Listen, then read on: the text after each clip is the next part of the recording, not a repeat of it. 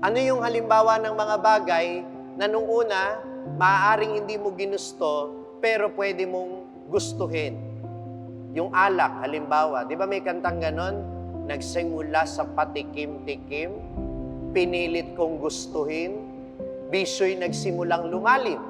Anong ibig sabihin nun? Nagsimula ka na hindi mo naman gusto, pero kalaunan, pinilit mo yung sarili mong gustuhin hanggang sa naging bisyo na yon. Ganon din sa pananampalataya natin. Maaaring nung tinanggap mo ang kaligtasan, nung ika'y binyagan, wala ka pang malay. Amen? Pero nung kumpilan ka, may isip ka na. Ipinapaliwanag na sa iyo yung halaga ng pagsisimba.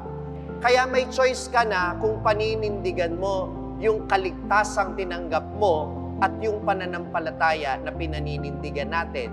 Sa pamamagitan ng mga desisyong ginagawa mo araw-araw, hindi madali ito.